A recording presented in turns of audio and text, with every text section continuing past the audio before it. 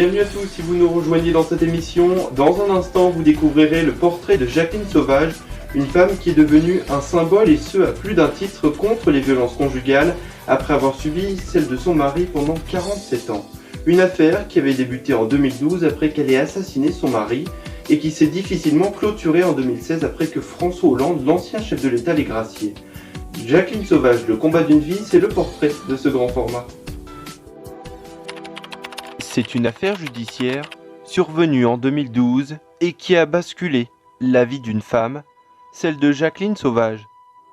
Le 27 décembre 1947, Jacqueline Sauvage naît à Melun, dans la Seine-et-Marne, entourée d'une famille nombreuse de 8 enfants, composée de 2 sœurs et de 5 frères. Adolescente, elle rencontre son futur époux, Norbert Marot, et contre l'avis de sa famille, le couple décide de s'unir officiellement le 5 juin 1965. De ce mariage naît alors entre 1965 et 1970 Pascal, Sylvie, Carole et Fabienne. Monsieur Marot effectuait son service militaire durant la naissance de leur deuxième fille, Carole. En 1970, le couple décide de s'installer à Melun, où il donne naissance à Fabienne, leur dernière fille, après avoir fait construire 2 ans plus tôt un pavillon. C'est après avoir été licencié pour faute grave que Norbert Marot et sa femme décident de démarrer une activité indépendante de transport en 1981. Le couple travaille ensemble. Jacqueline Sauvage n'est pas déclarée. Toutefois, celle-ci gère la direction de la SARL, dont les enfants rejoignent l'entreprise dès 1989 pour le fils Pascal. Il lance un nouveau concept de vente de vin en 1991. Jacqueline continue tout de même de travailler dans cette entreprise familiale alors que celle-ci est en retraite depuis 2008. L'entreprise familiale se porte mal en 2012. Après de nombreux licenciements, elle fait faillite. Durant leur temps libre, le couple participe à une association de chasse, ce qui met en doute les dires de Jacqueline Sauvage le jour du meurtre, lorsqu'elle dit avoir tiré sur son mari en fermant les yeux. Cette entreprise de la famille avait énormément d'importance pour Madame Sauvage. Certains avouent même qu'elle privilégiait l'entreprise à sa propre famille. Norbert Marot, un mari infidèle. Jacqueline Sauvage reconnaît lors de son procès s'être rendue au domicile d'une de ses maîtresses en 1992. Elle souhaitait intimider sa rivale en la menaçant par une arme. Toutefois, après un rapport effectué dans le cadre de l'enquête de l'affaire Sauvage, il est indiqué que celle-ci ne souffre d'aucune pathologie et ne paraît aucunement être dangereuse. Durant ce procès, Jacqueline Sauvage ne s'est jamais plainte du sort qui lui a été infligé, ainsi qu'à ses enfants, qui indiquent avoir été victimes de violences et d'attouchements sexuels. Ses filles confirment les faits. Certains voisins affirment ne jamais avoir été témoins de violences qu'elle dit avoir subies. Et pourtant, un ex-collègue de travail de Norbert Marot dit avoir pris ses distances avec celui-ci lorsqu'ils étaient collègues de travail. D'après lui, Norbert avait un comportement qui laissait à désirer avec les femmes. D'après ce témoin, Norbert Marot faisait régner la terreur. À la veille de la mort de Norbert Marot, Pascal se suicide. Jacqueline Sauvage ne l'apprendra qu'après avoir été entendue par la police.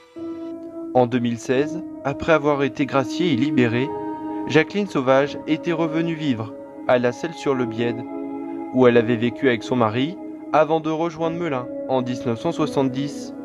Symbole des violences conjugales, Jacqueline Sauvage s'est éteinte paisiblement le 23 juillet 2020 à l'âge de 72 ans. Madame Sauvage avait été condamnée à 10 ans de prison en octobre 2014 pour le meurtre de son mari violent, peine qui a été plusieurs fois refusée par la justice française malgré une grâce partielle.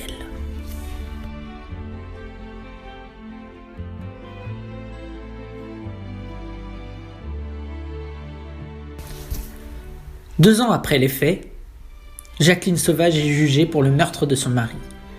Le 10 septembre 2012, elle avait tiré à 3 reprises dans le dos de son époux âgé de 65 ans.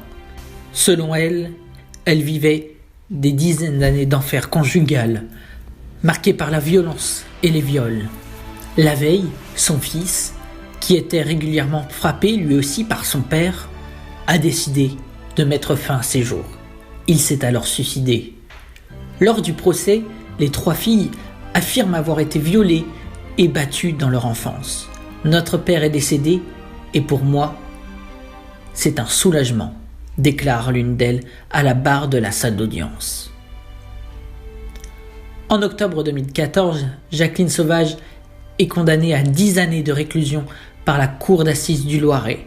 L'avocate générale a requis entre autres 14 ans de prison, mais sans retenir la préméditation.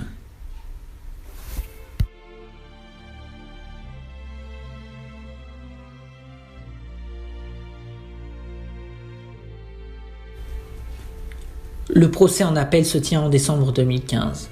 Jacqueline Sauvage pleure en évoquant le calvaire que lui a fait endurer son mari. Ses filles racontent comment leur père les a violées. Mais les jurés ne retiennent pas la légitime défense plaidée par les avocates de l'accusé. Jacqueline Sauvage est à nouveau reconnue coupable du meurtre de son mari. Le verdict tombe le 4 décembre 2015, 10 ans de prison, comme le premier jugement en 2014.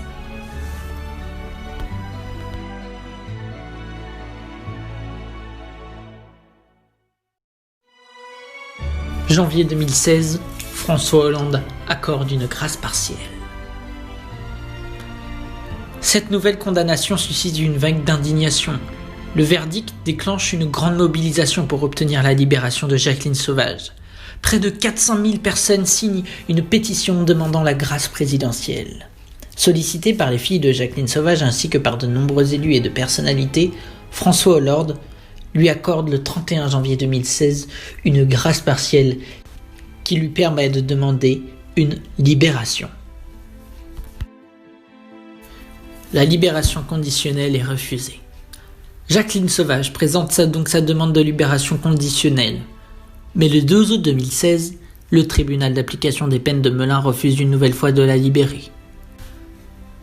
L'avocat général dit que Jacqueline Sauvage ne s'est pas interrogée sur son acte et estime qu'elle ne peut pas vivre à proximité des lieux des faits, dans un environnement qui, compte tenu des soutiens dont elle bénéficie et de la méditation des faits, risquerait de la maintenir en position de victime.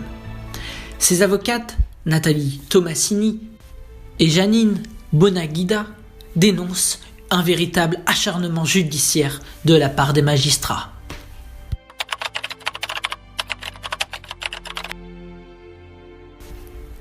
Jacqueline Sauvage renonce d'abord à faire appel, puis décide finalement de contester de ce refus de lui accorder une libération conditionnelle. L'audience se tient à huis clos le 27 octobre 2016. Un mois plus tard, le 24 novembre, la Cour d'appel de Paris rejette la demande d'aménagement de peine, à laquelle le parquet général ne s'était pourtant pas opposé. Jacqueline Sauvage reste en prison.